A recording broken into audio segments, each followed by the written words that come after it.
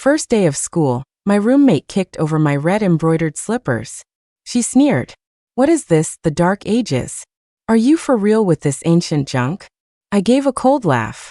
"Those slippers are what lead your ancestors to the underworld. I suggest you get on your knees and apologize to them. Right now." My roommate burst out laughing, grabbing one and tossing it out the window. "Fine by me. Let's see my ancestors come and get me. My name is Willow. I'm an 18-year-old college freshman, and the 28th generation of spirit guides in my family. My day job, so to speak, is guiding the dead to the other side to drink the soup of oblivion. And the only way I can walk into the underworld is by wearing my family's ancestral red embroidered slippers. But there are rules. No living person, other than a spirit guide, can touch them. That's why before I left for school, my grandpa warned me over and over, no living person can touch those slippers, Willow. The backlash is severe. You have to guard them carefully." Then he took out an antique wooden box and carefully placed my embroidered slippers inside. When I walked into the dorm carrying the wooden box, my roommates were gathered together, sharing snacks from their hometowns. The lively room fell silent the moment I walked in. The other roommates glanced over at a girl named Tiffany. I stood there awkwardly. I couldn't believe it. Of all things, we were both wearing a simple white t-shirt and a long denim skirt. What made it even more awkward was that Tiffany was a good 3 or 4 sizes bigger than me. The outfit looked fresh and stylish on me, but on her, it was bulky and unflattering. I could feel her resentment. She looked me up and down, her eyes finally landing on my wooden box. She let out a disdainful chuckle. "Country bumpkin. Who even uses junk like this anymore?" She then arrogantly pulled a wheel of expensive tea out of her suitcase and tossed it at my feet. "It's our first time meeting, and everyone else brought snacks to share. You're from the sticks. Don't tell me you didn't bring anything?" The tension was so thick you could cut it with a knife. The other 2 roommates quickly tried to smooth things over, stuffing some sausages and rice cakes into my hands. "Tiffany brought pu'er tea," one explained. "She said it's super expensive. She's being really generous with us." I didn't respond. My attention was completely captured by the tea wheel at my feet. There was a faint black aura clinging to it. My expression turned serious. That was something you only see on resentful spirits. Why would Tiffany have something like this? "Are you deaf? Did you not hear me?" Tiffany suddenly shrieked at me. I jumped. Damn it, I hate being yelled at. I deliberately stepped right on the tea wheel. Then, with a sweet smile, I pulled 3 jade good luck charms, each the size of a quarter, out of my backpack. "Sorry. My family doesn't really have any local specialties, just a lot of jade. I hope you don't mind." As Tiffany stared in disbelief, I picked out the 2 with the best color and gave them to the other 2 roommates. Their eyes went wide as saucers. Even if you didn't know much about jade, you could tell this quality was worth at least 5 figures. Tiffany, standing off to the side, straightened her back. She wasn't so aggressive anymore. She seemed to regret her words. I smiled and held out my hand to her. "This one's yours." Her eyes lit up instantly. Clink. The jade pendant in my hand fell to the floor and shattered. I smiled. "Oh, the way you give gifts where you're from is so special. I think I'm getting the hang of it." Tiffany's face flushed beet red. She looked like she was about to lunge at me and tear me apart. I kept up my harmless facade, leaned in close to her ear, and whispered, "You've been up to no good lately, haven't you? Be careful something nasty doesn't start following you." Tiffany froze. She shoved me away, stammering, "I don't know what you're talking about." I glanced at her suitcase, which was radiating a black aura. "You'd better hope so." After that, Tiffany and I were officially enemies. In just one afternoon, she must have slammed things around in the dorm dozens of times. And with every loud noise, another luxury item appeared on her desk.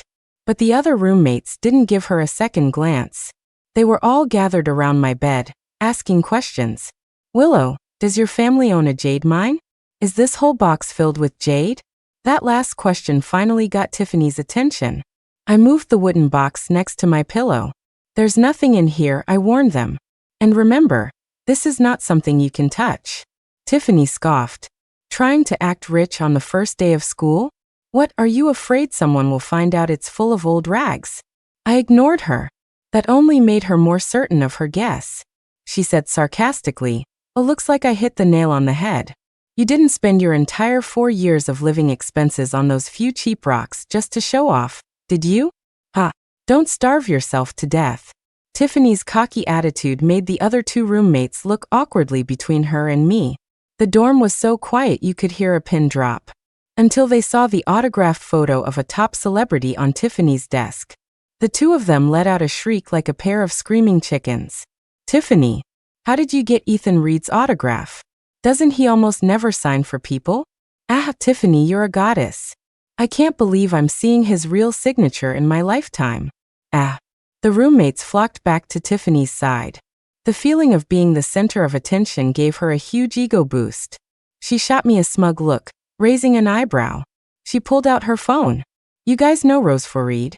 The 2 roommates nodded furiously. Of course, she's Ethan Reed's #1 stan.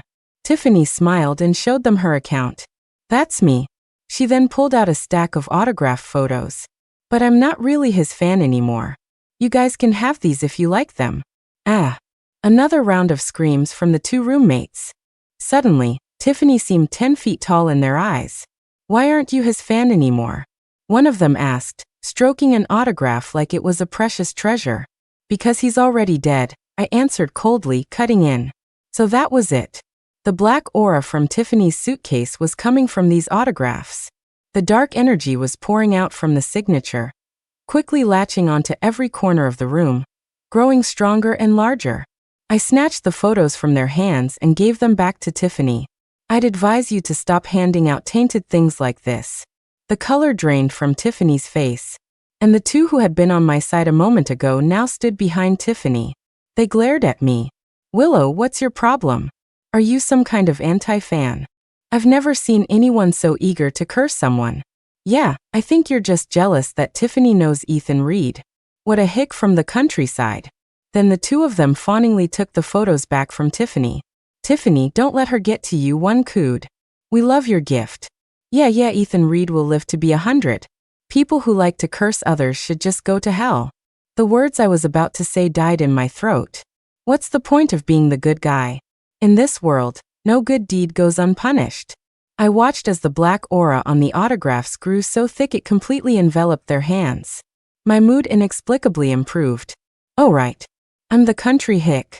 And you're the sacrificial lambs. Ethan Reed's name had appeared in the ledger of life and death 3 hours ago. Cause of death: heart attack brought on by extreme shock.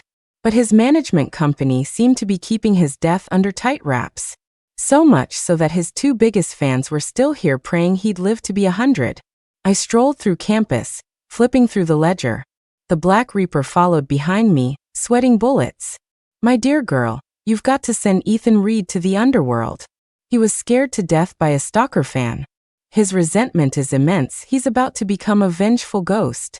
I quickly latched onto the keywords. Stalker? Scared to death? I raised an eyebrow. Tiffany scared him to death? The Black Reaper nodded frantically. Tiffany snuck into the hotel where Ethan was staying and lived in his room with him for a week. When he found her, she was digging through the trash to eat a piece of gum he'd chewed. It scared him so badly his heart gave out. They couldn't save him. A jolt went through me. I turned and sprinted back to the dorm. Death is common, but a death like Ethan's often creates the most powerful resentment. When they become vengeful ghosts, they're much harder to deal with. I couldn't create problems for myself. And I couldn't let a ghost in my jurisdiction harm anyone. Besides, anyone targeted by a vengeful ghost like that faces a fate far worse than just death. But as soon as I got back to the dorm, I saw Tiffany had opened my wooden box. A pair of exquisite, red embroidered slippers were placed neatly on the floor, and she was lifting her foot to try one on. Seeing me return so suddenly, she looked embarrassed. She kicked the slippers over. What century is this? She mocked. You're still bringing shoes like this to school? Are you trying to bind your brain? I looked at Ethan's ghost perched on her shoulder and sneered. Those are the slippers that will lead your ancestors to the underworld. I suggest you get on your knees and apologize to them. Now. Tiffany burst out laughing, picked one up, and threw it out the window. Fine. Let my ancestors come find me then. She then added defiantly, if no ghost comes for me, You have to get on your knees and apologize to me." Her arrogant defiance made the black aura around Ethan grow even darker. I knew it. This was the prelude to becoming a vengeful ghost. I put away the soul bell in my pocket and smiled coldly. "Deal. If the ghost that comes for you doesn't play you to death, I'll kowtow to you myself." The words had barely left my mouth when the dorm lights suddenly went out. An icy wind swept through, and the dorm door slammed shut with a bang. Amidst the overlapping screams of my roommates, I saw that Ethan Reed had completely transformed into a vengeful ghost. His target was clear. He grabbed Tiffany by the hair and started slamming her head against the wall. He looked like he wouldn't stop until she was dead. Soon Tiffany's face was covered in blood, but her eyes were shining with a strange excitement. "You came for me. You finally came for me." The other two roommates were scared stiff, huddled in a corner, shaking uncontrollably. They couldn't understand why Tiffany was suddenly going crazy and banging her head against the wall. Normal humans can't see ghosts. But Tiffany, damn her, just had to touch my embroidered slippers. Now, not only could she see ghosts, but she was also about to suffer the backlash from 100 spirits. Any single one of them could torture her to an agonizing death. And of those 100 spirits, Ethan Reed was just the first. Ethan was ruthless, enveloped in a terrifying black aura. But I could see the word enjoyment written all over Tiffany's face. She pulled a yellow talisman from somewhere and slapped it onto Ethan's arm. Then she started chanting a long string of words. The gist was that she wanted to capture Ethan's soul and keep him as her personal ghost. But all she got in return was a vicious punch from Ethan. I couldn't help but dash her hopes. Ethan is a vengeful ghost. You can't capture a vengeful ghost's soul to keep as a familiar. But if you go get my slipper right now and kowtow to it, I might be able to convince him to spare your worthless life. Ethan's indifference, coupled with my taunt, made Tiffany break down. She clutched his sleeve, screaming, "I spent so much money and so much time just to see you. Why can't you just love me? I even know the order you shower in. How many times you turn over in your sleep. I love you this much. Why are you helping that bitch bully me?" As she spoke, she stubbornly started chanting her spell again. She muttered to herself, "I'm going to refine you into my pet ghost right now. Then you'll find a bunch of homeless guys to rape Willow. Then chop her up and feed her to wild dogs. You'll get my revenge for me." I was speechless. I glanced at the cold, emotionless Ethan and suddenly had a devilish idea. I secretly shook my soul bell. A moment later, Ethan finally stopped. He slowly, stiffly, turned his head to look at me. Then he threw Tiffany aside, floated out the window, and retrieved my embroidered slipper. Right in front of a furious Tiffany, he knelt down and personally put the slipper on my foot. His long, slender fingers made the red slipper look even more vibrant. The light cast shadows on his pale face. I couldn't help but think to myself, he really is handsome. No wonder Tiffany was so obsessed with him. I raised an eyebrow at Tiffany. I said in a sweet, pouty voice, "Gentle darling, you're hurting me." At my words, Ethan slowly lowered his head and blew softly on my ankle. I struggled to hide my smile and reached out to pat his head.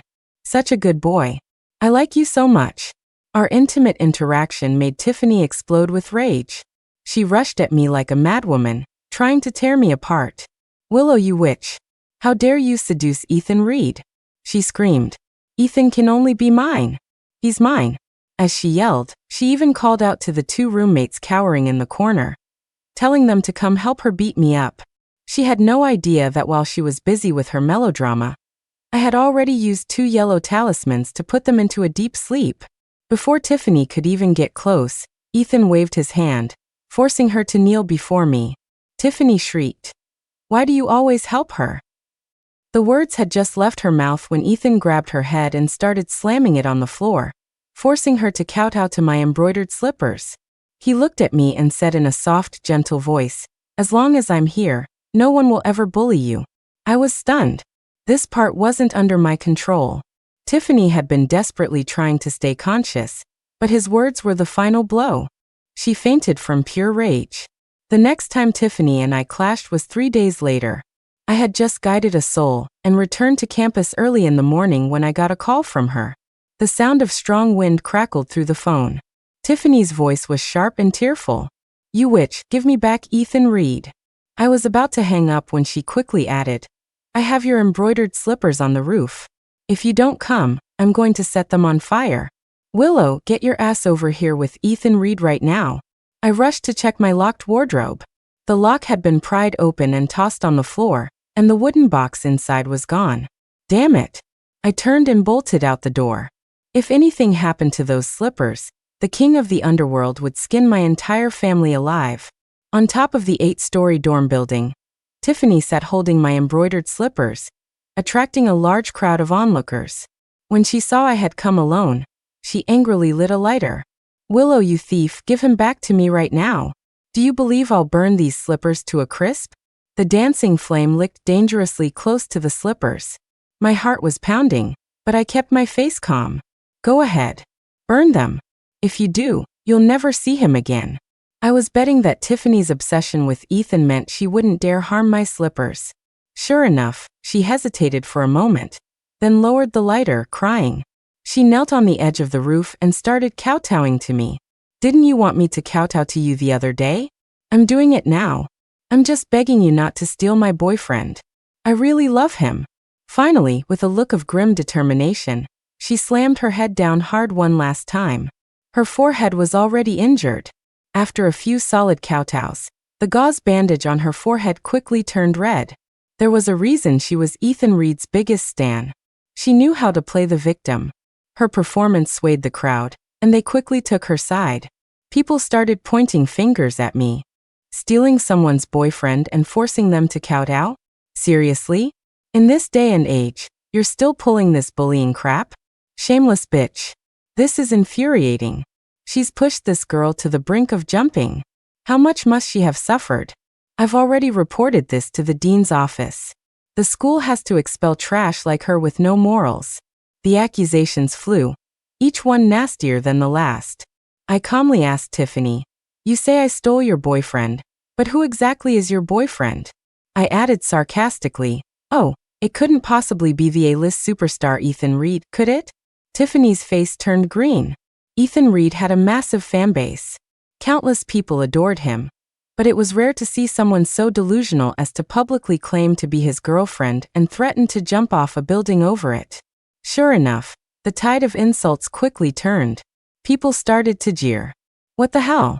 Since when did my husband become her boyfriend? If you're going to pretend to be his girl, at least look in a mirror first. Hilarious. She's just some crazy fangirl. Let's go everyone, this chick is nuts. Let's get out of here. If we don't go now, the cafeteria will be out of breakfast. The crowd dispersed in a flash. Seeing herself losing the upper hand again, Tiffany panicked. She held up the slippers and started to lose it. You treasure these slippers, don't you? He put them on for you personally, didn't he? If I can't see him, you're not getting off easy either. She brought the lighter close again. This time she meant it. My heart was racing so fast I couldn't even register how many people were around. All I wanted to do was throw a talisman to stop her. But just in time, a man's voice cut through the chaos, stopping Tiffany in her tracks. A portly counselor, sweating profusely, hurried over. He looked furious, but his voice was surprisingly gentle. Come on down, kid. Whatever the problem is, I'll help you sort it out. Don't destroy your classmates' property, okay? Tiffany immediately burst into tears. Sir, Willow not only stole my boyfriend, but she also stole my bell the other night. It was a gift from my grandmother. It's all I have left of her. I have nothing now. I just want my bell back. My stomach dropped. She was faking it that night, and she had set her sights on my soul bell. I squeezed the soul bell in my pocket, which was vibrating faintly. Every spirit guide has 2 sacred items: the ancestral embroidered slippers and a soul guiding tool they receive at their 100-day-old ceremony. The slippers allow passage between the realms of the living and the dead, and the bell I received is for guiding souls. But the underworld doesn't accept vengeful ghosts. My only option was to obliterate Ethan's spirit.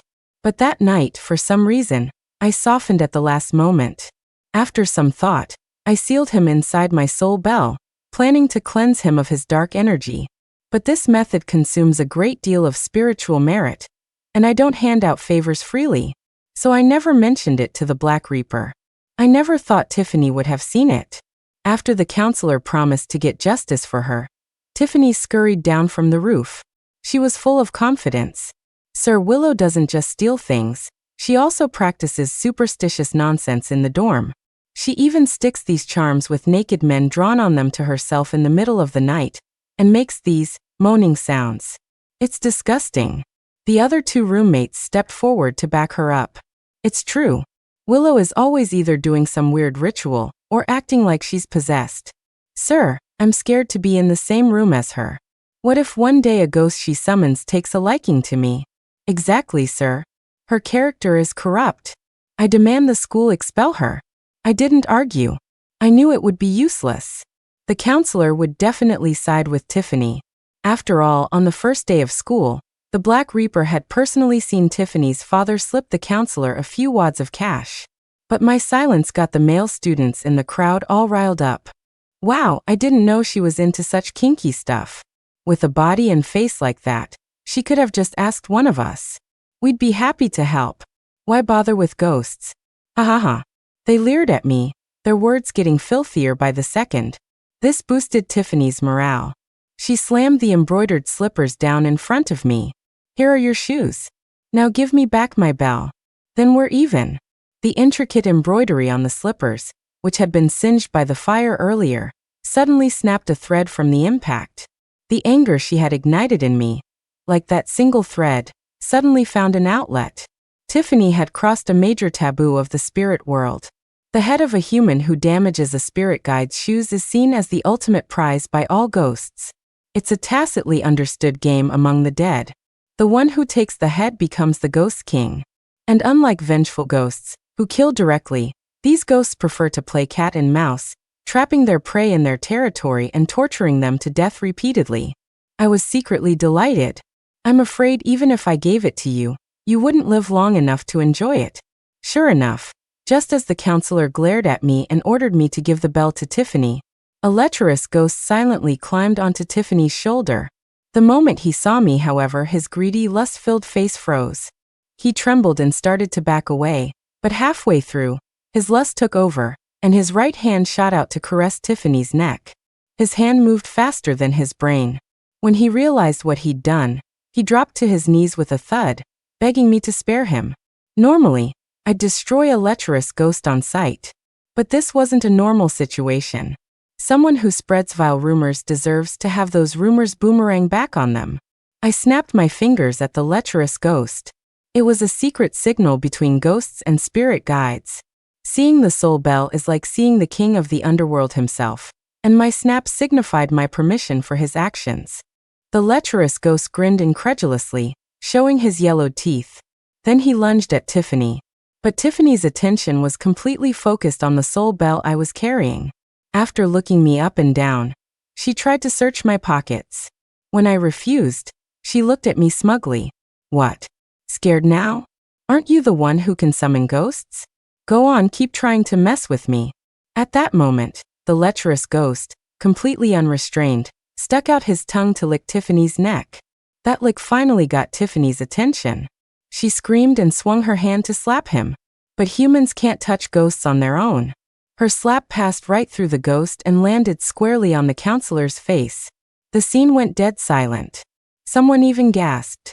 Because from everyone else's perspective, Tiffany had suddenly started unbuttoning the counselor's shirt, and when he ignored her, she had shrieked in frustration and slapped him. The counselor had a reputation at school for being upright and incorruptible. This slap was not only a public humiliation, but if word got out, his career could be over. He was so angry his jowls trembled. His attitude did a complete 180. Not only did he give Tiffany a demerit and sentence her to run 10,000 meters, he also appointed me to supervise, making sure she didn't skip a single step. On the track, Tiffany had just finished her first lap when the lecherous ghost, no longer satisfied with just a touch here and a feel there, started trying to unhook her bra and shove his head inside. Tiffany was crying hysterically, unable to stop him. Just as he was about to succeed, I threw a yellow talisman from a distance, blasting the ghost into dust. Tiffany shot me a hateful glare.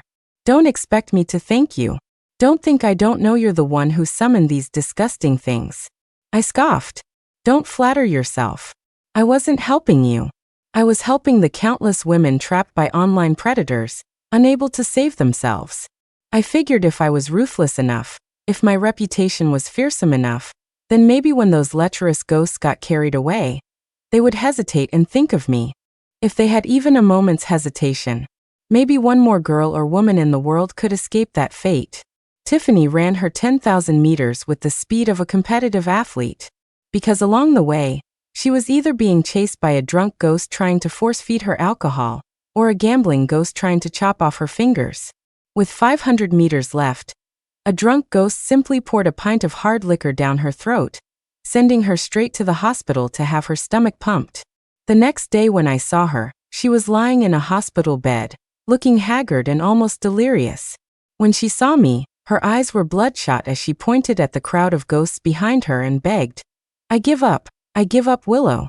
Can you please make these things go away? I really can't take it anymore. Tears streamed down her face. But I felt no sympathy. You reap what you sow. If you're going to cause trouble, you have to be able to take the consequences. I glanced at the ghosts standing in a neat, trembling line behind her. There was one with his head split open from a car crash, one who'd been fried in oil, one who died with a nail through his head. I couldn't help but feel nauseous. Even though I've guided thousands upon thousands of souls, seeing so many gruesome deaths at once was hard to bear. Not to mention they would make Tiffany reenact their deaths over and over again. Seeing my lack of response, Tiffany quickly grabbed a bulging paper bag from behind her. If you can make these things leave me alone, this is all yours. Before I could even register what was inside, she pulled out an even bigger bag. This is to buy your bell. Her eyes were blazing with a fierce determination, as if she was certain she could get what she wanted. I opened the bags. Holy hell, wads of cash. I knew her family was rich, but I didn't know they were this rich. I feigned reluctance. Even with all this money, I can only do one thing for you. Before I could finish, Tiffany made her choice. I choose the bell. Give me your bell. I picked up the 2 heavy paper bags, feeling pleased. You should have just said so. If you'd been like this from the start, we could have worked something out. I quickly pulled the bell from my pocket and handed it to her. She clutched it to her chest, her eyes turning red again. Darling, we can be together forever and ever now. No one can ever separate us. For the next 2 weeks, Tiffany and I stayed out of each other's way. She bought a pile of yellow talismans and plastered them around her bed, and the ghosts stopped bothering her. She began to focus on making offerings to the bell in the dorm, trying to raise her pet ghost. I, on the other hand, was busy trying to find a skilled embroiderer to restore the needlework on my spirit walking slippers. The truce lasted until the end of the holiday break. The moment I stepped into the dorm, Tiffany furiously threw the bell at my feet. Willow, you liar! She roared. This isn't the bell you were hiding Ethan in. I raised an eyebrow. I have no idea what you're talking about. Tiffany swept all the offerings off her desk. I had a master look at it. The one you gave me is just an ordinary bell. That's why none of my offerings could summon Ethan. She used a bit too much force, knocking over the offerings that were on her desk. Unlike before, when she was obsessed with arranging imported candies and fruits on her altar, things she claimed were Ethan's favorites, what now lay scattered on the floor were used toothbrushes, crumpled tissues, and even a pair of worn men's underwear. The sole bell in my pocket seemed to sense something and began to ring erratically, which made Tiffany's eyes go wide. She held up her phone, incredibly excited. Master, you were right. Using his personal belongings to provoke him really gets a reaction. She turned the camera towards me. I've found the real bell now. Master, please help me capture Ethan. This was a private live stream Tiffany was having with a fortune teller. On the other side of the screen was a white-haired old woman, sitting cross-legged on the floor with her eyes closed, looking very authoritative. She waved her hand. Keep provoking him with things he can't stand. He's about to break out of the bell. Tiffany was ecstatic, her voice getting louder. Ethan, I forgot to tell you, not only did I sneak into your house, I also installed 83 cameras. I was watching you even when you were on the toilet. Oh, and your cleaning lady? She works for me. She'd make your food saltier or blander depending on my mood. And that milk you drank every night before bed? I helped prepare that for you. You should be very familiar with my taste by now. Ha ha ha ha. The bell in my pocket vibrated more intensely. The more it shook, the more reckless Tiffany became. Just as she thought she was about to successfully lure out Ethan's soul, I pulled out my phone and stopped the recording. She froze. What are you doing? I immediately sent the audio file to Ethan Reed's management company. I'm exposing your crimes, that's what. Hearing this, Tiffany's tense shoulders relaxed. She sneered. And what makes you think his company doesn't already know? She snatched my phone and smashed it on the floor. Willow, you're so naive. The world isn't as simple as you think. She chuckled and sent dozens of high-tier gifts to the livestream. Master, as long as you can help me destroy Willow, I'll give you 10, 100 times more when it's done. She was arrogant, fully expecting me to beg for mercy. But the master she was talking to, not only did she not make a move, but she knelt on the ground and respectfully kowtowed to me. Senior, I have completed the task you assigned. Are there any further instructions? My junior apprentice, despite her white hair, looked at me with a mixture of fear and admiration. I calmly soothed the soul bell. Just remember to use the gifts she gave you to buy me a new phone. Now Tiffany was completely stunned. She screamed, what is this? You two teamed up to trick me? I glanced at her. In our line of work, is there any fortune teller of any renown who doesn't have to call me senior? You think you can just find some random person to draw a few talismans and keep the ghosts that come for you day and night at bay? I said sharply, without my permission. Who would dare take your case? After that day, I searched for news about Ethan Reed's death many times. But there was nothing. I had assumed his company was holding back the announcement because they hadn't determined the cause of death. But then I learned I was dead wrong. After receiving my audio file, his company didn't think about exposing Tiffany. Instead, they immediately went to her father, took a sum of money, and settled the matter. When they finally announced Ethan's death, they simply stated he died of heart failure and urged everyone to be rational fans and not to stalk celebrities. At the end, they even added a provocative line, saying they had already warned a certain major fan account admin to be a responsible fan, and if she had any negative impact on their work in the future, they would sue her immediately. Seeing the flood of information, I knew that the company Ethan had worked so hard for had squeezed every last drop of blood from him, and the person who killed him would not only escape legal punishment, but could also continue to swagger around school. On the day of the announcement, Tiffany was in a particularly good mood. She had recently become obsessed with a new singer-dancer. Seeing how much money she was willing to spend, he was very friendly to her. He even added her on a messaging app and would frequently initiate chats with her. She quickly moved on. She went from being unable to live without Ethan to completely forgetting him in just 10 days. She could even hum a song while scrolling through news of Ethan's death, occasionally joining the other two roommates in picking on me. Geez, Ethan Reed passed away. Someone here liked him so much. Why didn't she just die with him? One of them chimed in, keep your voice down, or she might go seduce the counselor again and make you run 10,000 meters. The three of them giggled like a coven of witches. With Tiffany constantly flashing her cash, the other two had also become fans of the new singer. Seeing their smug faces, I suddenly felt they didn't deserve to be so carefree. From the underworld's 108 top programmers, I summoned the #1 hacker and had him break into Tiffany's computer. Tiffany was happily watching a TV show when her screen suddenly started flashing wildly. The cursor moved on its own, logging into her social media account. The movements were smooth and fluid. It was obvious someone else was in control. She panicked and tried to shut down the computer. It held too many dark secrets. But no matter how many times she pressed the power button, the screen stayed on. In the end, she could only watch in horror as the hacker carefully typed out a message and hit post. It was an apology letter written in black text on a white background. I apologize for my actions as a stalker fan, which led to Ethan Reed being scared to death. If I hadn't snuck into his room late at night, he definitely wouldn't have died. From now on, I will be updating videos under the name of a Kyle Huang Stan account. I swear if I could install 83 cameras in Ethan Reed's house, I can install 100 in Kyle Huang's. I will make sure everyone sees a different side of Kyle Huang. I hope you will all continue to support me." Attached to the post were Tiffany's detailed stalking notes, all made public.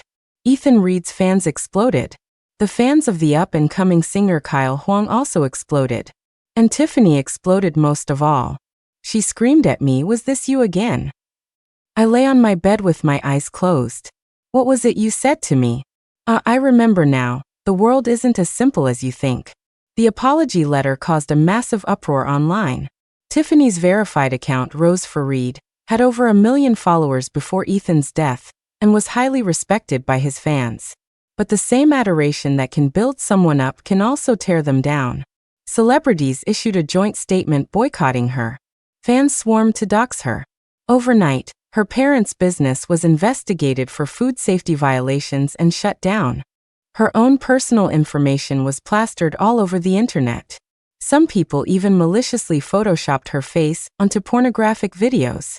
A large crowd gathered at the school gate, chanting, "Expel Tiffany. Make Tiffany pay for her crime." But all this anger came to a halt the next evening. A clarification video from Rose for Reed shot to the top of the trending charts. The universally hated Tiffany stood in front of the camera, makeup-free and looking haggard. Behind her crowded hundreds, maybe even thousands of girls of various ages. Some were in middle or high school uniforms, others wore mature makeup, but it was clear they were all minors. Overnight, under the banner of their love for Ethan Reed, they chose to believe Tiffany and gathered here. They held up banners, chanting in unison, "Willow pay for Ethan's death. Willow kowtow to Tiffany. Willow uses black magic to enslave celebrities." These 3 short sentences, without even explaining the full story, spread like wildfire to everyone involved in the Ethan Reed incident. Seizing the moment, Tiffany started a live stream. She stood weakly before the camera. "I've been framed. Please give me 1 minute. If you still don't believe me after I've spoken, I will drink this entire bottle of poison right here." Gambling with her life. She knew how to manipulate people.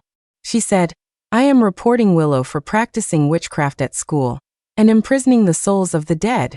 She has a bell that she uses specifically to enslave Ethan Reed's soul.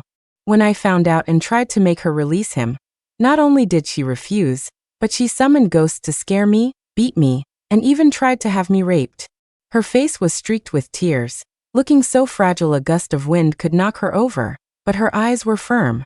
"And I never wrote that apology letter," she declared. "Willow summoned a ghost to hack my computer and post it." The other 2 roommates also stepped in front of the camera to corroborate. "We were there." The screen suddenly started moving on its own and posted those words. "I have a video, see for yourselves." The video was cleverly edited, showing only Tiffany's shocked reaction as she slammed her computer and her screaming question to me, followed by my dismissive reply, "The world isn't as simple as you think." The internet was in an uproar. Some of the less committed users started to switch sides. But there were still doubters. Tiffany pulled out a cyan-colored talisman, delivering her final blow. "I got this talisman from a master in green robes. For the duration of 1 incense stick, everyone will be able to see the dead. If you're brave enough, stay and confront Willow with me, and see if I'm lying." The massive crowd behind her started chanting again, "Willow, come out! Willow, come out!" Tiffany's seemingly logical explanation quickly turned the tide of public opinion. The same netizens who had been furiously doxing her were now eagerly waiting in her livestream to see me get exposed. In an instant, I was thrown into the spotlight, forced to face the challenge. I walked onto the athletic field to the rhythm of their unified chants and stood opposite Tiffany. 1 person against 100. Oh wait, and the millions watching in the livestream. I scoffed, "You're so good at twisting the truth. Why are you even in school? PR firms should be fighting to hire you." Netizens were enraged. "What a venomous witch. They're both girls, yet she summoned a ghost to rape the blogger. She deserves to die." I'm so excited and scared. I've never seen a real ghost, but just looking at their faces, I can tell Tiffany is the good one.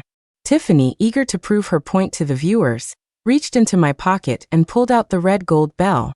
After examining it to make sure it was the right one, she held it up to the camera. "This is it. This is the bell she's been hiding Ethan in." She slapped the cyan talisman onto it. The bell instantly glowed and began to ring on its own. The netizens were amazed. OMG, I'm getting goosebumps. Ah, I can't watch. My mind is blown. But the bell rang for a long time, and nothing appeared. The materialists started to pipe up again, scolding everyone for being fools and wasting their time, insisting there were no such things as ghosts. Tiffany panicked. The crowd behind her grew restless. I asked her with a laugh, "Are you talking about this?" I lifted my hand and shook it. The sound of a bell came from thin air. The field fell silent. People looked at each other in confusion. The smarter ones started to back away. At that moment, a massive darkness fell over the field. A fierce, cold wind kicked up, and the sky turned a dark, blood red. The shrieks of 100 ghosts filled the air. Faintly, the shadow of Ethan Reed began to appear. People screamed and scattered. Tiffany, terrified, stumbled backward. This scene was broadcast live to the entire country. It wasn't until Ethan stood clearly by my side that his fans, recognizing him, began to scream and cry. Tiffany yelled at the camera, "See? Do you see now? Ethan Reed's soul was imprisoned by Willow." I wasn't lying. Hearing this, Ethan's face darkened.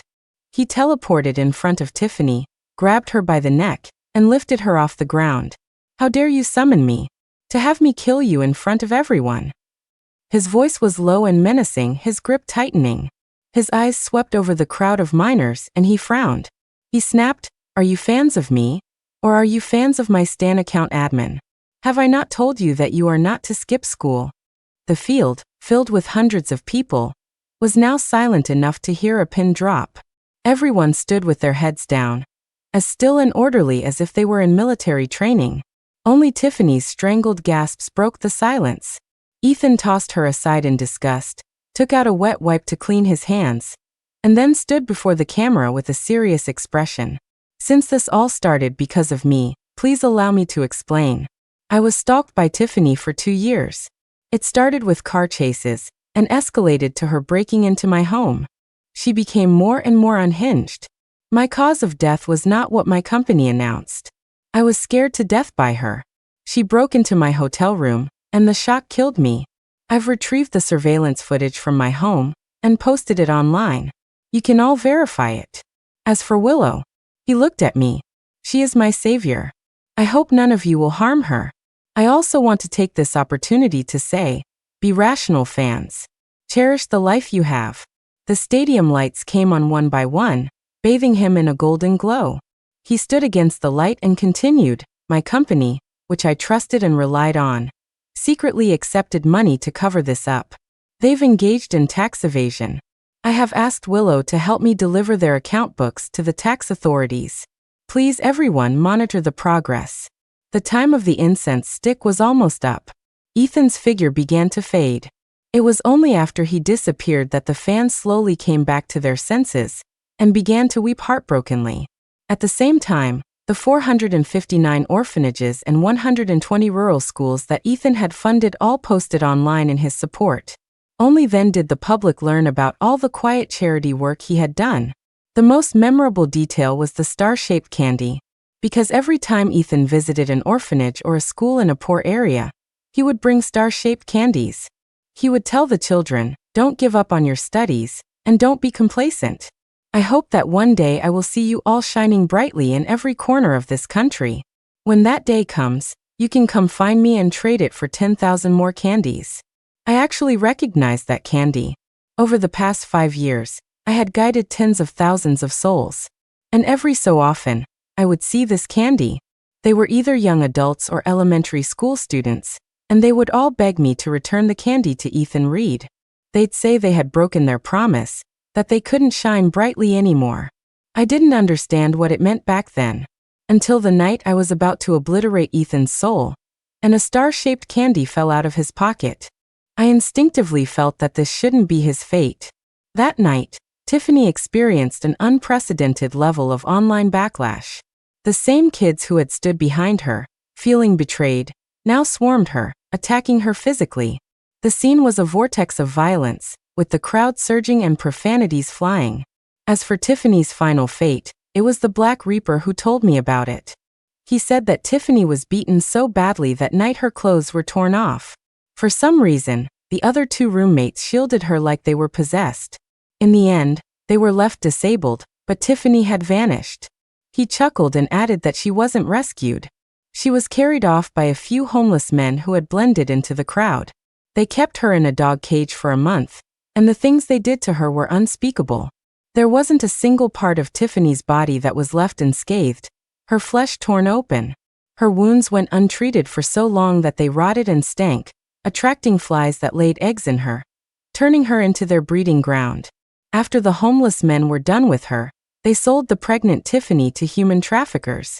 The traffickers turned her into a human torso, leaving her on the street to beg for half a month. It was just the beginning of winter in the north. She lay there all day in a short-sleeved shirt. Maybe it was because of all the evil she had done. On the snowy streets, people walked past her without a second glance.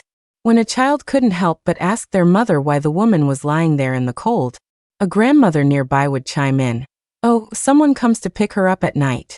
They drive fancy cars and wear expensive watches, living off our hard-earned money." The child, though not fully understanding, knew this was a bad person. After that, no one paid her any attention at all. The Black Reaper sighed. He explained that the old woman was actually talking about a previous scammer, an able-bodied person who had pretended to be disabled. After that group made their money, they started finding homeless people, mutilating them, and leaving them on the street to beg. And Tiffany was the first human torso they had created. The day Ethan was fully cleansed of his dark energy, Tiffany's name appeared in the ledger of life and death. Cause of death, unknown. When Tiffany saw me walking towards her, wearing my spirit walking slippers and carrying my soul bell, she was surprised but quickly hid it. It wasn't until she saw Ethan behind me that she lost her composure. She fell to her knees, kowtowing and sobbing. I'm sorry, I'll never do it again. Please let me go. I'll disappear, I'll go far away. Please save me. I don't want to live like this anymore." She had cried so many tears that now, when she got emotional, only blood flowed from her eyes. Let her keep her memories, and let her be reincarnated in Myanmar. This was only the second thing Ethan had said to me since the beginning. Seeing my confusion, he added, "I saw everything you did to her during this time. And I've done some self-reflection. If I hadn't been so tolerant, if I had stood up to her sooner, maybe I wouldn't have died." He smiled brightly. "You were right. Good deeds should be rewarded, and evil deeds should be punished. Let her learn her lesson, so she won't dare to do these things again." I couldn't help but smile. "You're quite talkative now." Later, after everything had returned to normal, during my internship, I ran into a girl. She had a lean face and a strong sense of hostility towards me. She casually hooked my embroidered slipper with her foot. Lowly spirit guide. My face remained unchanged as I raised my hand and tore her cyan-colored Taoist robe. Shitty soul reclaimer. In an instant, the office was filled with tension. Spirit guides and soul reclaimers were supposed to be partners. They were the only ones who could take a soul from a spirit guide's hands. Years ago, my grandfather told me that soul reclaimers used to save great or kind people, but eventually, it devolved into a service for the rich to extend their lives. Finally, the two factions split.